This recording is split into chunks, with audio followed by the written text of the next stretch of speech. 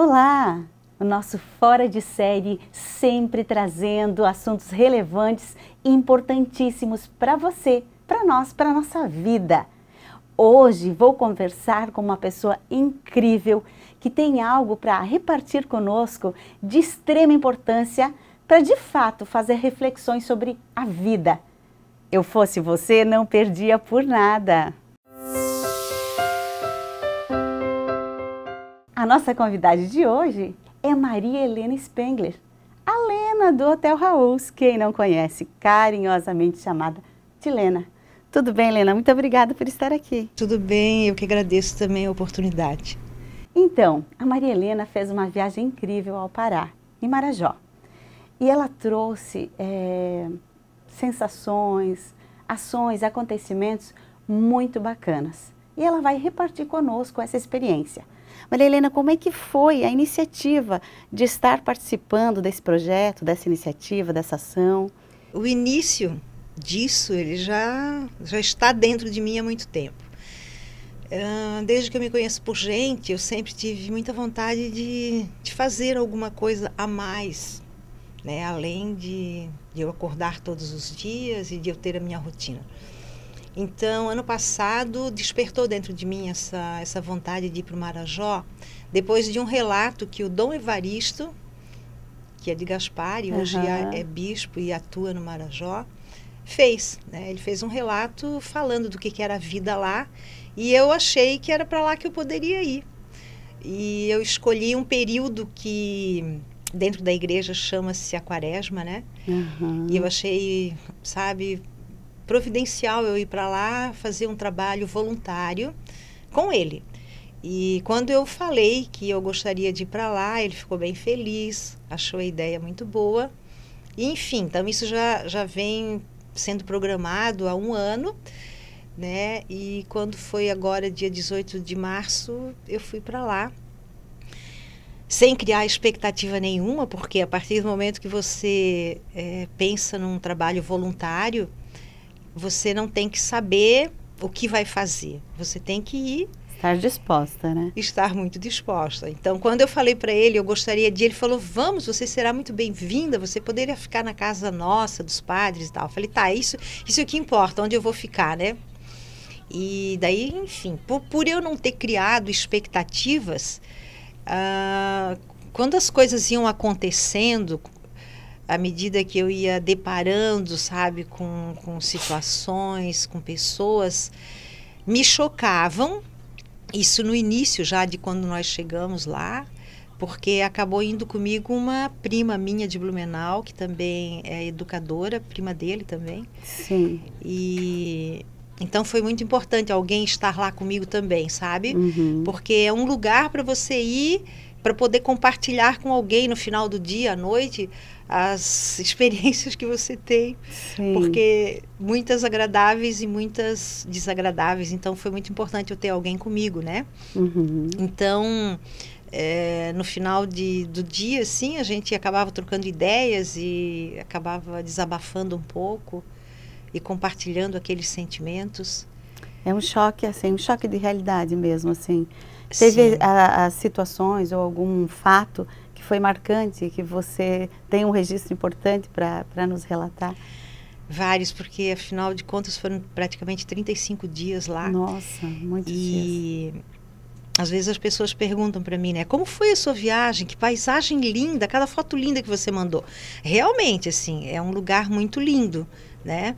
Mas com uma realidade totalmente diferente da nossa. Totalmente diferente. Eu já tinha ouvido falar dele próprio, do Dom Evaristo, já tinha lido alguma coisa, mas longe de imaginar o que de fato é. Então, assim, quais os fatos que mais marcaram? Todos. Mas eu gostaria de relatar 2 pontos. Primeiro ponto, de como o Marajó está dentro do Brasil, e às vezes eu pensava assim, não, isso não é Brasil, isso é um país dentro do Brasil. Não é possível que aqui não exista pelo menos alguma lei, porque aqui nós temos a impunidade aqui, mas nós não podemos andar sem capacete na moto, nós não podemos andar sem a carteira de motorista, nós não podemos andar sem o cinto de segurança, nós não podemos ultrapassar a velocidade, porque existe alguém que vai lá, nos fiscaliza, nos multa, e nós temos que, né, responder por isso. Então lá, a primeira coisa assim que me deixou, não sei nem como falar, né? Assustada, foi a falta de lei. É uma terra sem lei. Olha Realmente só. é uma terra sem lei. Sim. Carros quase não existem, porque na verdade o Marajó é um arquipélago, né? A partir do momento que você entra dentro do Marajó, todo o teu meio de transporte é através de barcos, né? Entendi. Então, as cidades, são várias cidades. Nós conhecemos 6 cidades, que são justamente as cidades onde existem as paróquias que o Dom Evaristo atua. Certo. Então foram 6 cidades que nós conhecemos. A maior delas chama-se Breves, é uma cidade com 70 mil habitantes. As outras todas, assim, variam de 20 mil a 30 e poucos mil pessoas. E então, assim, carros são poucos, até por causa do transporte para levar o carro até lá. Mas motos são muitas motos. E um dia eu perguntei, disse, nossa, mas eu não vi nenhuma revenda de moto aqui. Aí eles disseram, mas não tem, porque essas motos são todas roubadas e vendidas. Olha só. Então começa por aí, né? Sim. Então, assim, aí as pessoas andam sem capacete, aí levam, não tem documento, a polícia vai parar, imagina. Aí levam 2, 3 na moto. Então começa por aí, sabe? E assim, um lugar completamente esquecido, né? Os governantes ignoram completamente o Marajó, e a gente se sensibiliza muito porque são pessoas que nasceram de uma forma aonde eles aprenderam a conviver sem uma perspectiva. Certo. Como não tem emprego, os jovens estudam até terminar, né, o ensino médio, e depois eles não têm realmente para onde ir, não tem o que fazer. E aí eles entram em depressão, muitos seguem o caminho da droga, outros acabam... O índice de suicídio é muito grande, lamentavelmente. As meninas, a gente ouve muitos relatos de mutilação, justamente porque eles estão entrando na fase adolescente, a fase jovem, aliás, terminando a adolescente, entrando na fase jovem, e daí não tem uma perspectiva. Sim, não tem sonhos, então são não um tem povo projeto. que não sabe, que não acordam e não começam a estudar com a perspectiva de ter um emprego, sabe? Certo. É muito triste isso. E também outra coisa que deixou a gente muito assustada foi que, assim, o tráfico humano, as meninas lá são muito bonitas, eles têm uns traços lembrando muito o indígena, né? As meninas de cabelo longo, preto, muito bonitas. E aí, justamente porque não tem uma perspectiva de vida, elas se deixam aliciar muito fácil. Olha e só. aí são levadas para fora do país e se tornam escravas lá. Olha só. Né? E o estupro parece uma coisa cultural lá. Olha, é incrível como lá é muito comum, né? O estupro. Sim. Isso são coisas que me deixaram assim completamente impactada.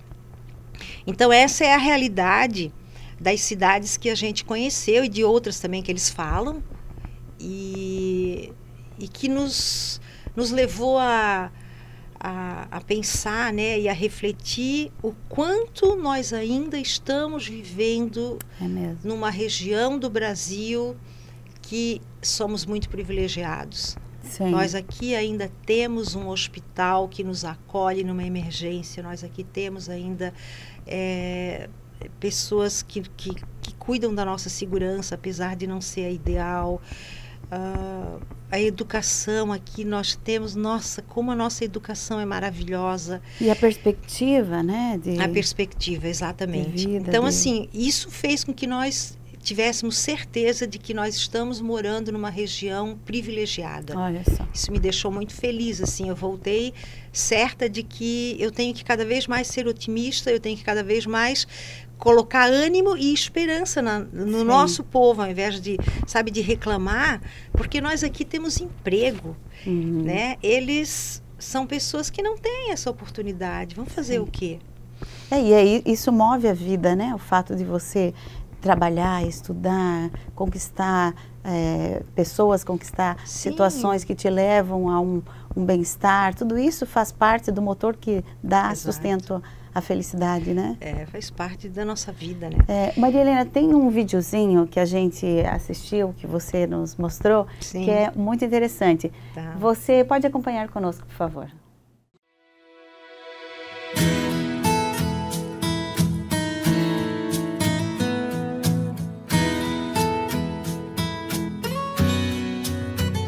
Não é sobre ter todas as pessoas do mundo pra si. É sobre saber que em algum lugar alguém zela por ti. É sobre cantar e poder escutar mais do que a própria voz. É sobre dançar na chuva de vida que cai sobre nós. É saber se sentir o infinito num universo tão vasto e bonito. É saber sonhar. Então fazer valer a pena cada verso daquele poema sobre acreditar. Não é sobre chegar no topo do mundo e saber que venceu. É sobre escalar e sentir que o caminho te fortaleceu. Tô doente também, não pude ficar brincando, mas eu sei sempre meu presente aqui. E assim ter amigos contigo em todas as situações. Porque normalmente a gente não vai pra greve, ela vai, só que normalmente tem que pagar muitas coisas. Eu quero agradecer a todo mundo que me deu esse presente, que gostei muito. Prefiro os sorrisos e os presentes que a vida trouxe pra perto de mim. Não é sobre tudo que o seu dinheiro é capaz de comprar. Acabamos de ter uma brincadeira, de ensinar musiquinhas, e pra gente é muito, muito importante. Esperamos que venham mais vezes para reanimar a comunidade, assim como está acontecendo. Obrigado pelo presente! Que a vida é tribal, parceiro, e a gente é só passageiro prestes a partir.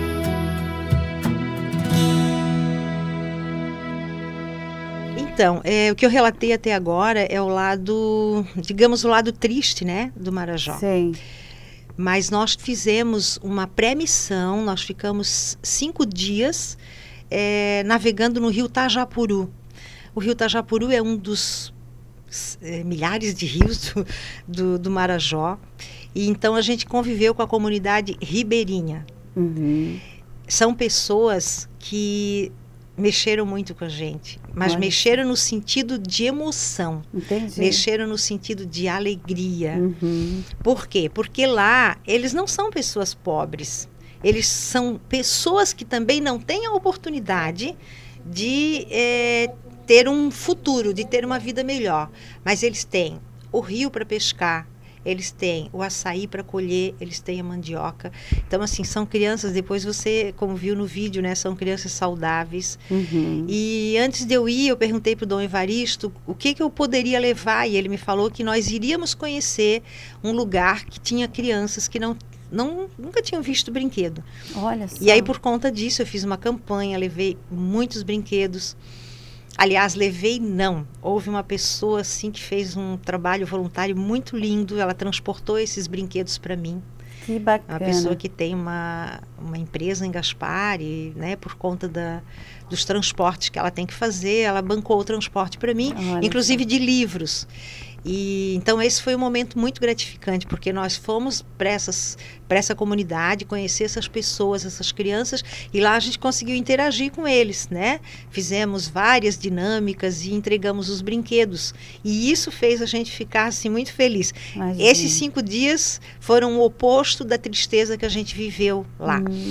E certo. então, assim, outra vez eu falo, né? a Igreja Católica faz um trabalho muito lindo lá. Qual que é o trabalho que ela faz? Ela faz com que esses jovens se envolvam, porque como eles não têm lazer, eles se envolvem com a igreja. Então, assim, é muito comum os pequenininhos serem coroinhas, é muito comum os adolescentes entrarem para a igreja, fazerem a missa daquele sábado, a missa daquele domingo. Então, eles acabam se envolvendo durante a semana de querer promover uma missa bonita, uma missa diferente. E é isso que o Dom Evaristo e todos os outros estão fazendo assim com a comunidade, estão fazendo o papel deles. E voltando também um pouquinho ao Marajó, lá nas cidades que a gente conheceu, a Universidade Federal do Pará também é muito importante. Aliás, se tem duas entidades que podem fazer algo pelo Marajó, é a Igreja e a Universidade Federal do Pará. Inclusive está se instalando agora numa das cidades que a gente ficou, campus, sabe? Onde as pessoas vão ter a oportunidade de fazer cursos. Certo. Então é uma perspectiva, é uma esperança a mais para esse povo. E voltando ao vídeo lá, voltando à comunidade ribeirinha, foi muito gratificante. São pessoas de um calor humano incrível. E como eles nasceram num mundo muito natural de natureza mesmo, sabe? Sim. Eles são pessoas muito bondosas, muito calorosas, muito generosas até, porque nós fomos num barco da paróquia, aonde nós levamos uma cozinheira, nós levamos alimento para fazer a nossa refeição no barco. Sim. Mas quem disse que nós poderíamos comer no barco? Nós chegávamos na comunidade, mas imediatamente eles diziam que eles iam fazer o almoço para a gente. Isso quando não queriam fazer o jantar. E a gente dizia, não, o almoço nós aceitamos, mas o jantar não. O jantar é de vocês. Né? Sim, o almoço, o momento de vocês, né? Nós sabemos que de repente o almoço que eles faziam, as galinhas que eles cozinhavam, eram de repente algumas galinhas que eles teriam para a semana. Entendi. Então isso deixava eu chorava muito, eu me emocionava o tempo inteiro de ver pessoas com tanta necessidade de educação, de saúde, de segurança e com tanto calor humano. Porque aí ofereciam para vocês o melhor que eles tinham. Que era o que tinha pouco para eles. Exato. Então isso foi uma coisa assim que marcou profundamente. Sim. Uma foi a que eu já falei, assim, da falta de lei na cidade, a falta de impunidade, a falta de oportunidade.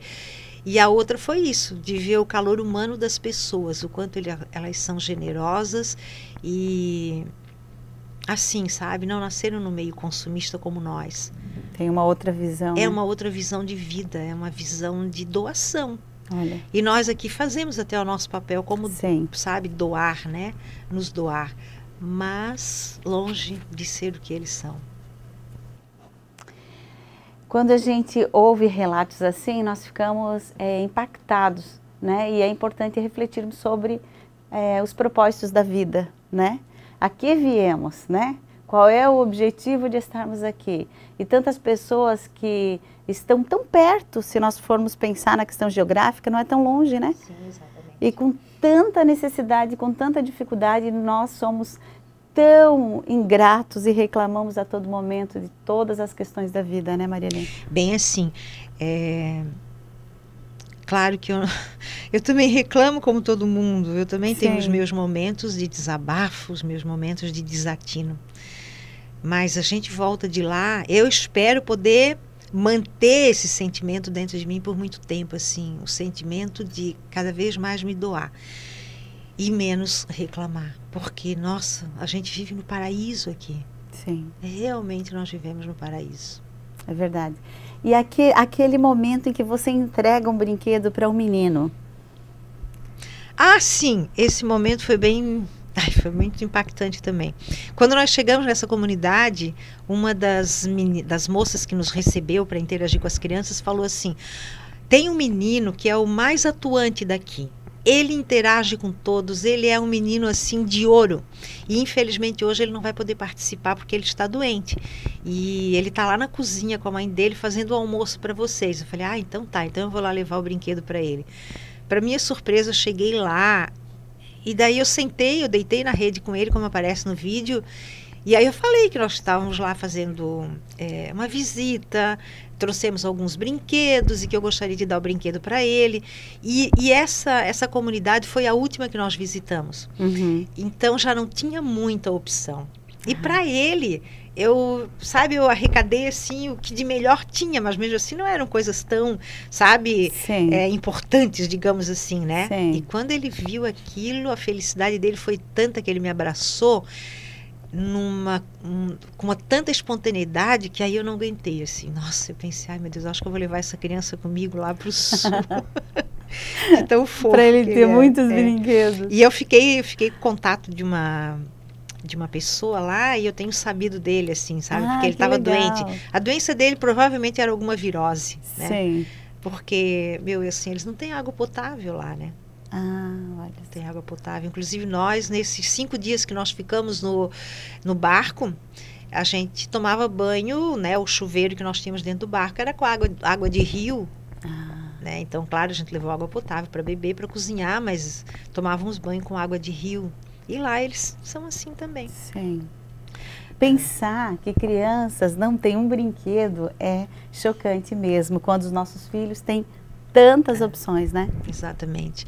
Mas é aquela coisa, né? Nós nascemos num lugar onde é comum o consumismo, né? Se as pessoas têm oportunidade de comprar um brinquedo agora e daqui a pouco o brinquedo já não serve mais, ela compra outro. É muito comum, nós nascemos nesse meio. E o dia a dia de vocês lá era acordar e fazer visitas às famílias? Assim, o que aconteceu? Como nós fomos na época da Quaresma, fomos voltadas para ficar com o pessoal da Igreja Católica, e a campanha da fraternidade desse ano é políticas públicas. Então, nós fomos apresentadas também em algumas escolas, e essa minha prima, que é educadora, que foi junto, ela falava bastante das políticas públicas também. Então, enquanto nós estávamos nas cidades, a gente fez esse trabalho de ir nas escolas. Entendi. E não visitar as famílias nas casas propriamente. Não, isso nós não fizemos, não. Certo. A gente acompanhou a igreja na questão da doutrina, acompanhamos eles. E aí nós nos apresentávamos também, porque para eles é uma alegria muito grande receber pessoas, sabe, de fora. Sim. Eles ficavam muito felizes de poder saber que nós éramos primas do bispo. Nossa, aquilo era uma alegria. E ele mesmo apresentava a gente com muito orgulho, com muito, sabe, amor no coração, né? 2 primas minhas do sul vieram nos visitar. Então, eles adoravam nos conhecer e saber como é que era a nossa vida também, né? Eles tinham interesse em saber como é que era a nossa vida. Curiosidade. E eles têm acesso à tecnologia? Eles têm WhatsApp, smartphone? Tem. Nem todos, mas alguns muitos têm. Isso é uma coisa que parece que virou mesmo, né? É cultural, todo mundo tem um telefone e tem um WhatsApp, né? Entendi. Olha só. Queremos deixar essa reflexão para você, então. A Maria Helena compartilhou aí esses grandes momentos que viveu, dar aí um abraço carinhoso a quem esteve envolvido nesse projeto, o Bispo Evaristo Spengler, né? Isso mesmo. Se tem uma mensagem que eu posso deixar, é uma mensagem de que eu conheci pessoas que têm muito amor no coração. Pessoas que vivem com tão pouco e que são felizes com o que têm. Essa é a mensagem que eu posso deixar. E nós aqui temos tanto e não damos valor para o que nós temos, sabe? Então é essa minha mensagem. É verdade. Então a gente te convida a amar mais, né, Maria Helena? O convite é esse: ame mais, compreenda mais, reflita mais, seja mais grato, né? Menos preocupado com tantas coisas que estão fúteis, passageiras, pequenas, efêmeras, e viva uma vida de plenitude que tem a ver com sentimentos de amor, de afeto, gratidão. Parabéns, né, Maria Helena, por essa empreitada. Obrigada. E que você continue sendo essa pessoa iluminada, né? Pensar no outro sempre reflete na nossa vida, né? Uma beleza que eterniza, né? Nós deixamos um legado de entendimento, de graça e de consideração pela vida do outro.